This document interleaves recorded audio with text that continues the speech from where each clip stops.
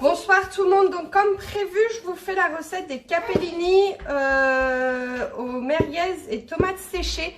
Donc pour cette recette on va avoir besoin de 80 g d'échalotes, de 3 cuillères à soupe d'huile d'olive, de 450 g de tomates en morceaux. J'ai pris des tomates en conserve qui viennent d'Italie, qui ont été cultivées en Italie, donc ça vient de chez Carrefour. Une cuillère à soupe de concentré de tomates, 300 g de merguez. Donc là je les ai pris chez Auchan, pas eu le temps d'aller chez le boucher ni de décongeler. J'ai complètement oublié de décongeler celle que j'ai au congélateur. 400 g d'eau, 400 g de pâtes sèches type capellini ou spaghetti ou linguine, ça va très bien. 2 cuillères à soupe de persil frais ciselé. Donc moi je l'ai préparé ce week-end au moment de mon batch cooking. De sel et de poivre. Donc comme vous le savez, je m'en cache pas, je cuisine beaucoup au Thermomix. Donc je vais mettre mes échalotes que je vais hacher.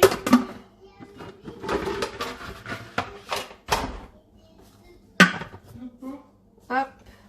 5 secondes, vitesse 5.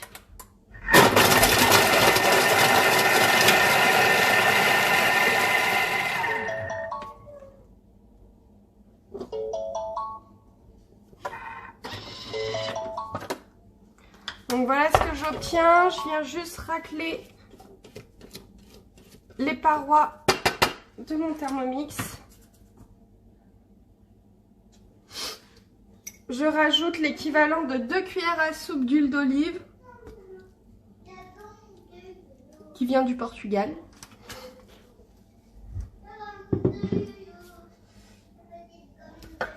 Je remets mon couvercle avec mon gobelet doseur et je viens programmer 2 minutes à 120 degrés, vitesse 1.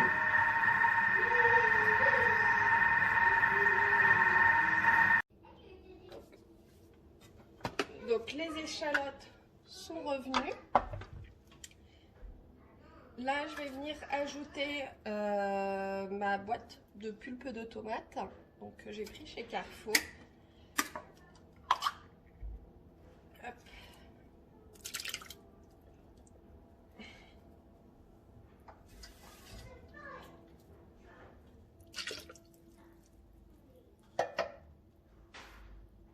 Je vais mettre une cuillère à soupe de concentré de tomate.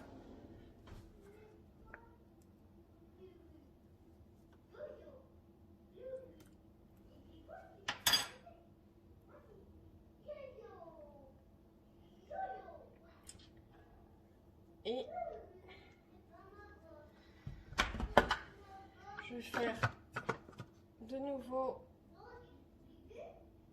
je vais faire cuire pendant 5 minutes à 100 degrés, vitesse 2.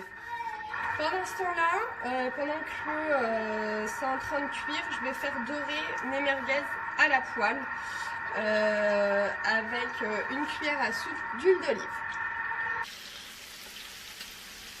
Ma sauce tomate a fini de cuire.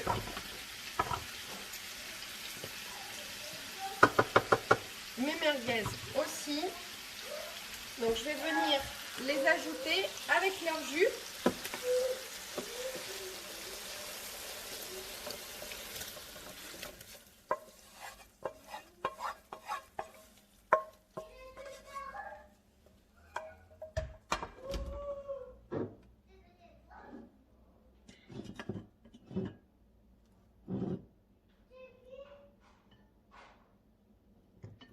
Et je vais venir ajouter donc 50 g de tomates séchées. Donc je les ai prises chez Auchan. Vous le trouvez généralement là où, soit là où il y a les pâtes, soit là où vous avez le sel et le poivre, donc les condiments. Alors le bocal est tout neuf, donc je vais demander à monsieur de me l'ouvrir.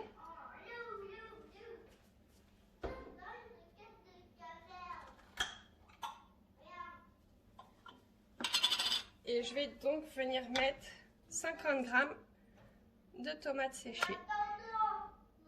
Donc pas besoin de les couper en morceaux, elles vont se défaire en fait au moment de la cuisson.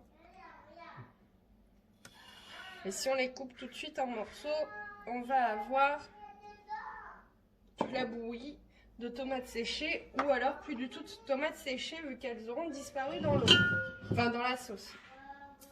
Je vais venir rajouter 400 g d'eau.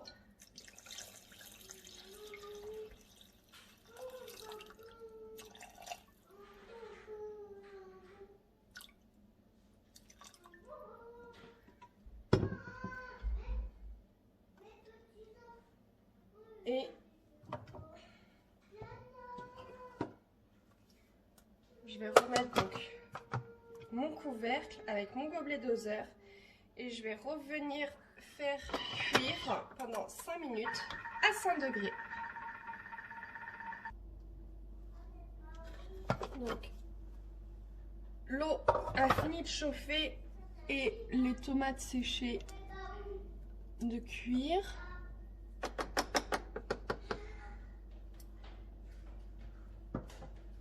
Donc, je vais juste venir mettre mon couvercle sans gobelet doseur. Je vais rajouter en fait par l'orifice du couvercle 400 g de pâte sèche. Donc moi j'ai pris des capellini. Donc c'est pour vous faire voir. C'est plus fin qu'une spaghetti, mais vous pouvez très bien mettre des spaghettis, des linguini, ça passera très bien. Hop, il m'en manque encore un tout petit peu pour arriver à mes 400 grammes.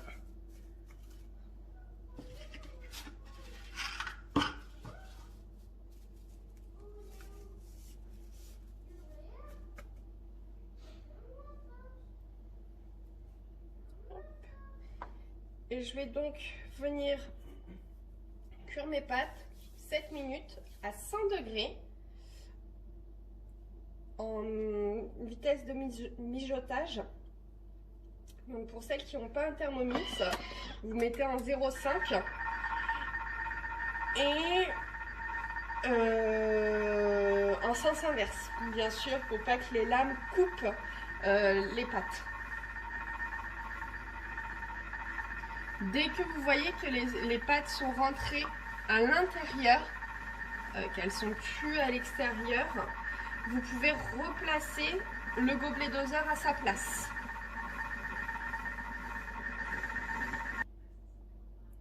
Donc au bout de 7 minutes, voilà ce que j'obtiens. Je viens de goûter, je trouve que c'est pas encore assez cuit. Et je me suis rendu compte que j'ai oublié de saler, poivrer, etc. Donc j'ai déjà mis une petite pelle de fleurs de sel que j'achète à l'île de Ré.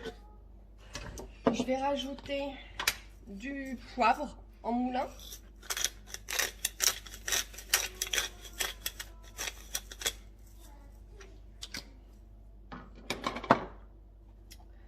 Un peu de persil que j'ai préparé dimanche soir.